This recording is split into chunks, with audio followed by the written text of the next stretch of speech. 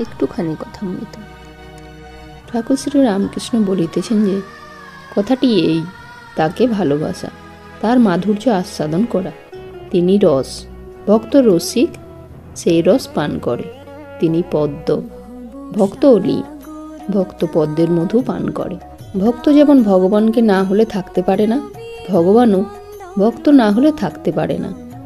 তখন ভক্ত হন রস, ভগবান হন রসিক। ভক্ত হন পদ্ম, ভগবান হন অলি। তিনি নিজের মাধুর্য আস্বাদন করবার জন্য দুইটি হয়েছেন। তাই রাধাকৃষ্ণ লীলা, তীর্থ, গলায় মালা, আচার এসব প্রথম প্রথম করতে হয়। বস্তু লাভ হলে, ভগবান দর্শন হলে বাহিরের আড়ম্বর ক্রমে ক্রমে কমে যায়। তখন তার নামটি নিয়ে থাকা, তাকে স্মরণ করা। 16 টাকার পয়সা এক কাঁড়ি, কিন্তু 16টি টাকা যখন করলে তখন আর অত কাঁড়ি দেখায় না। তার বদলে যখন একটি মোহর করলে তখন কত কম হয়ে গেল।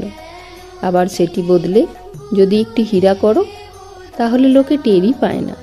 ঠাকুর বলিতেছেন, কর্তাভোজারা বলে প্রবর্তক, সাধক, সিদ্ধ, সিদ্ধের সিদ্ধ।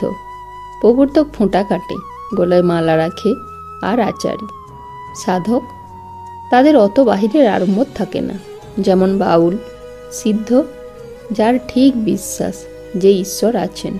সিদ্ধের সিদ্ধ, যেমন চৈতন্যদেব ঈশ্বরকে দর্শন করেছেন আর সর্বদা কথাবার্তা আলাপ। সিদ্ধের সিদ্ধকেই ওরা সাঁই বলে। সাধক নানা রকম, সাত্ত্বিক সাধনা গোপনে। সাধক সাধন ভজন গোপনে করে, দেখলে প্রকৃত লোকের মতো বোধ হয়। রাজসিক সাধক বাহিরের আড়ম্বর রাখে, গলায় মালা, গেরুয়া গরদের কাপড়, সোনার দানা দেয়া জপের মালা, এই সব। যে ধর্মই হোক, যে মতই হোক, সকলেই সেই এক ঈশ্বরকে ডাকছে। তাই কোনো ধর্ম, কোনো মতকে অশ্রদ্ধা বা ঘৃণা করতে নাই। বেদে তাকেই বলেছে সচ্চিদানন্দ ব্রহ্ম, ভাগবত পুরাণে তাকেই বলেছে সচ্চিদানন্দ কৃষ্ণ, তন্ত্রে বলেছে সচ্চিদানন্দ শিব। সেই এক সচ্চিদানন্দ। বেদান্ত মতে অবতার নাই। বেদান্তবাদীরা বলে রামকৃষ্ণ এরা সচ্চিদানন্দ সাগরের দুটি ঢেউ। এক বই তো দুই নয়। যে যা বলে যদি আন্তরিক ঈশ্বরকে ডাকে তার কাছে নিশ্চয়ই পৌঁছাবে। ব্যাকুলতা থাকলেই হলো।